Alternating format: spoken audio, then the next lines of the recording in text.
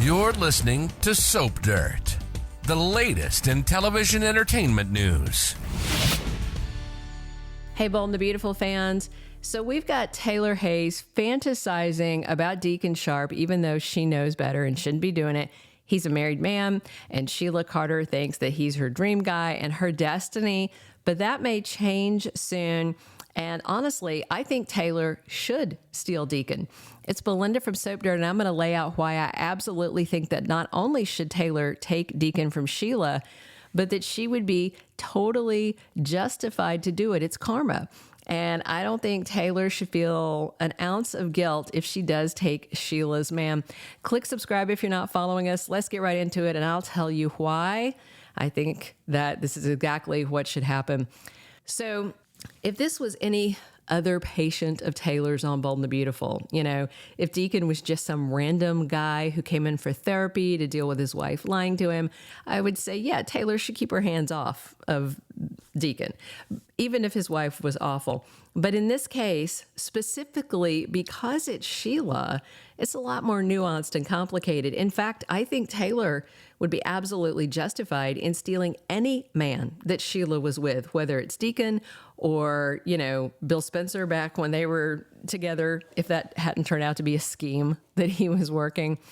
Bottom line, Sheila owes Taylor a lot more, I think, than just a husband. She owes her years of her life.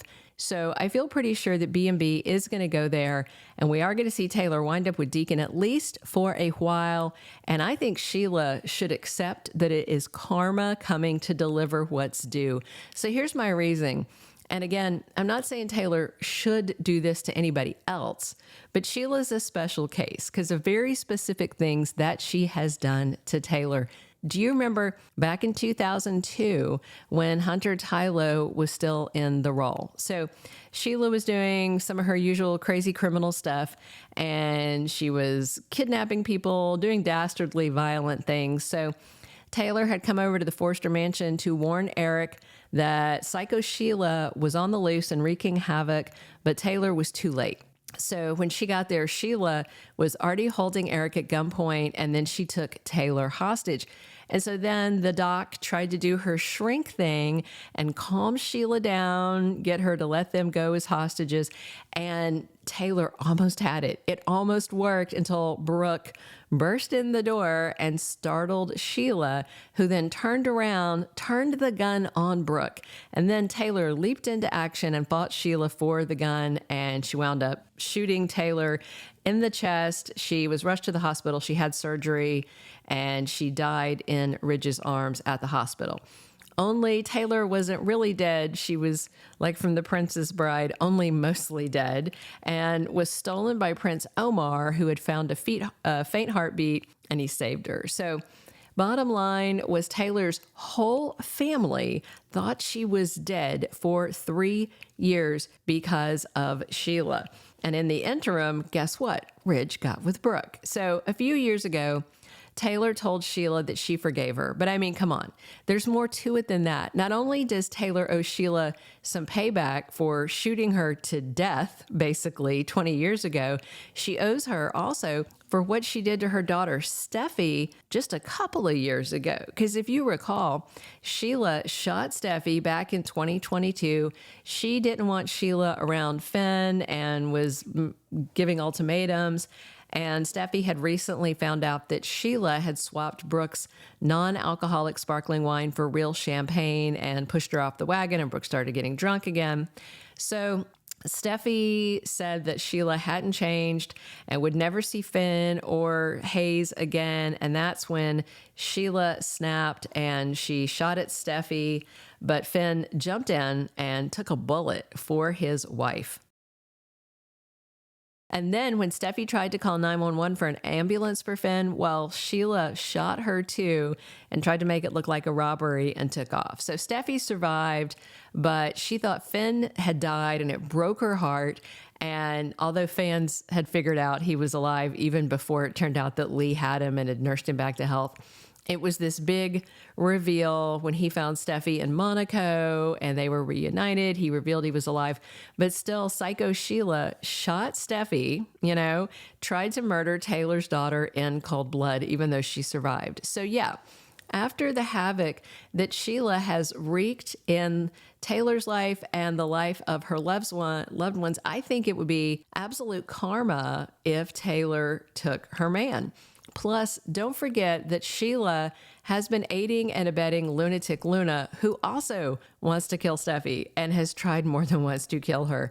If not for Sheila, Luna might not have tried to shoot Steffy and then actually shot Liam at the Malibu house. Now, in her defense, Sheila did try and stop Luna from shooting Steffy and from shooting Liam, but that's a drop in the bucket, and it does not offset all the evil that Sheila has done to Taylor and her family.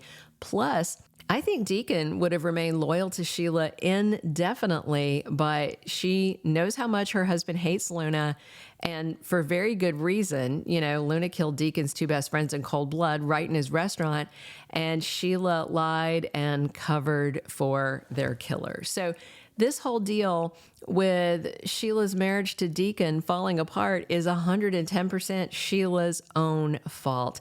And yeah, Deacon's doing therapy ostensibly to try and save his marriage, but that put him in Taylor's path, and he saw things that the two of them had in common, and they started bonding. And I mean, for Deacon, it's a no-brainer choosing between Taylor and Sheila, between bad and good, dark and light. Not that Taylor's a saint. I'm not saying that. She's not. But stand her next to Sheila Carter, and Taylor looks like freaking Mother Teresa. Let's be real. And it's not like that his therapist was coming on to Deacon. He's actually the one who started this. He was at a vulnerable place, and Taylor made him feel better about himself, and she truly helped him.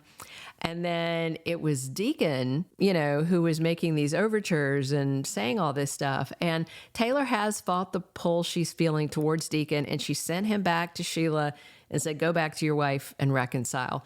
But we all know this is not over. When they had that promo for last week with the scene of Taylor and Deacon dancing, slow dancing at Il Giardino, I knew that wasn't a true spoiler and it was going to be a fantasy sequence, but I was wondering if it was going to be in Deacon's mind, and it turned out to be in Taylor's mind. So I was pleasantly surprised that it was Taylor who was having that romantic fantasy about Deacon. And the thing is, if Taylor and Deacon do end up together, which seems likely, you know, Sheila would lose her mind. But I honestly think if Taylor told her, look, think about all the things you've taken from me. I missed years with my kids when you shot me. I lost my husband because of you, because Ridge had gone back to Brooke and all this, and you tried to kill my daughter, Steffy.